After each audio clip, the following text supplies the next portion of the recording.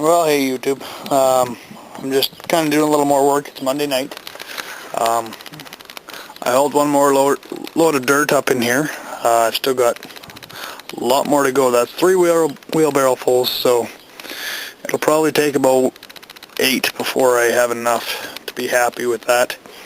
Then I'll have to do this bottom bed. The problem I'm running into is I'm almost out of dirt. So what I'm doing is I'm building a frame here, and I'll stretch out my leftover rabbit wire over it, because I've got a whole bunch of sod that has a lot of dirt in it that I don't want to waste, but I don't want all the grass roots in there. So what this is going to be is a shaker pan for me. As you can see, I got to get smaller staples. It's splitting my lumber. I don't want to wreck this, so I'll just have to get some smaller staples, and I've been wrecking my thumb too, so that's not going so well for me. I got slivers in there earlier, and I'm just having one of those Mondays. But I'll get some smaller staples and I'll finish that off and show you how this box works. It's an idea my dad had given me, and you can really separate out some nice soil this way without just throwing it all away. And then all you're left with is your sod roots, and if you want you can compost them, but considering how hard grass roots are to kill, I think I'm going to burn them just to get rid of it. Here I have a compost pail that I primed.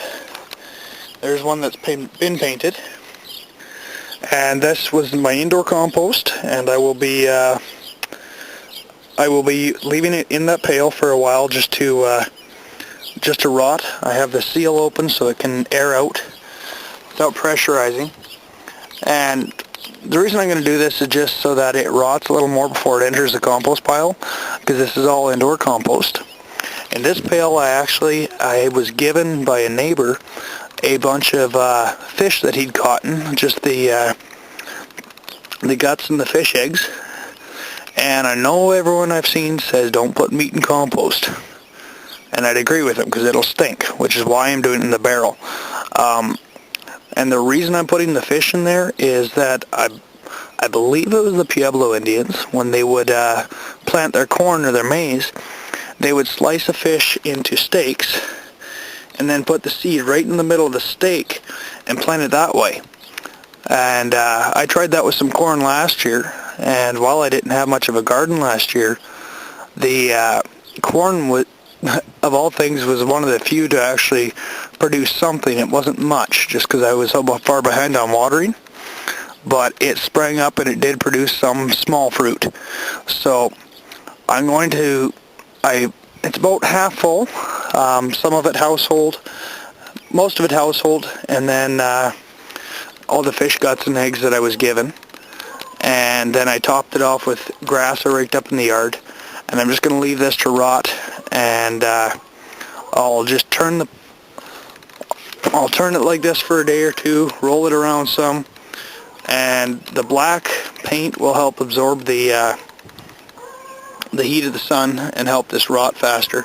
And then I'm going to actually save this batch and use it strictly for planting corn. Okay, I showed you my new attempt at using some gray water by putting the bucket under the sink. Of course, you have to keep an eye on it so it doesn't overflow. But I just thought I'd tell you, in 4 days, out of just my kitchen sink, I have been able to save 15 gallons of water that I've been able to use on all my trees. I'm not using it directly on things I can eat right away, but on all my trees, my apple tree, and my compost can all get a drink that way, and it doesn't cost me anything other than what I'm already spending. So pretty amazing how fast it adds up. You don't realize how much water you use till you see it all gathered up. So if I were you, I would start saving some gray water. If you're like me and in an area that we're not dry here, but our rainfalls are just far in between sometimes.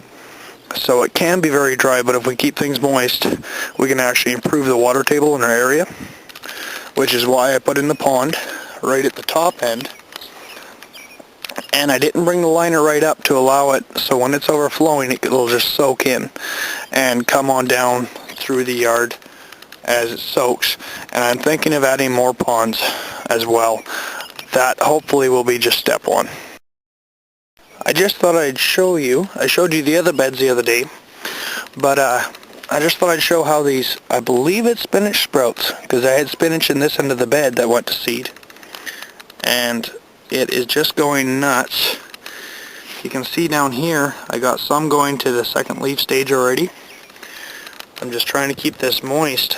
Yeah, I know, talk about over thick, but we'll just see how it does and what happens.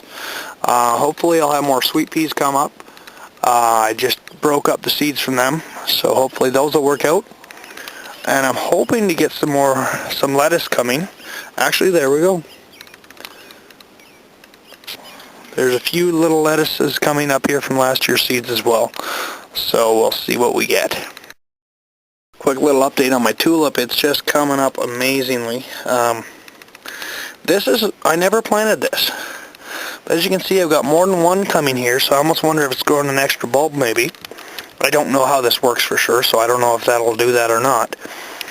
But originally, there was nothing here. This was all chunks of concrete, just black soot dirt with no organic matter in it, and a bunch of rock. And yet, this plant just, one year I came up around here and oh my god, there's a plant growing. So I decided to tender it, and it actually became the beginning for this whole bed.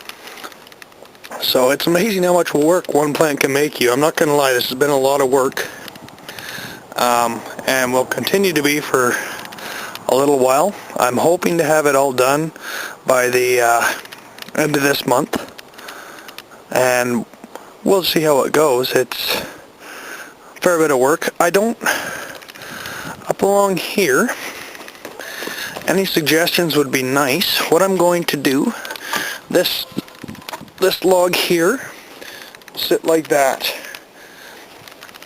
And this log here, I will have to trim down just that little bit, and it'll sit kind of like that.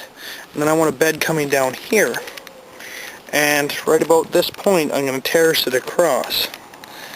Now, I'm not sure what I'm going to use yet. I was thinking of using stone, but at the same time, I've got all this old junk concrete that I picked out of here. And then I have some sidewalk blocks down here that I don't know what I want to use for, and I was almost thinking of burying them on end and using them. But I don't know if it'll give the look I'm wanting. But I suppose a person could get away with it. Any ideas or suggestions? That'd be great. I just wanted to throw this out there while I was talking to you. This is just an old tobacco can. I got some pens and staples in. But one thing these old tobacco cans will fit is a roll of toilet paper. And an old ice fisherman's trick for you. You put your roll of toilet paper in there, and some isopropanol or methyl hydrate, anything that's 99% alcohol or over, to where it'll burn totally clean. And then with your toilet paper roll in there, you just pour your alcohol in the center. You could probably even use Everclear or moonshine if you wanted, and let it soak in. Pour it, let it soak in. Now you don't want to pool in there, because you have a pool of alcohol, you got a fire hazard. You want it all soaked into that toilet paper, and then you can light that, and it'll heat a small space way faster than you would ever imagine.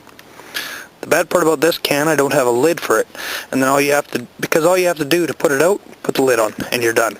So if you want a little trick, if the power goes out or your furnace quits working in the winter, you happen to have an old tobacco can or some kind of metal can that just fits a toilet paper roll, you could heat yourself up, and it gives off no real fumes at all, because as long as you keep the fuel level up, it doesn't burn the toilet paper. The toilet paper merely acts as a wick.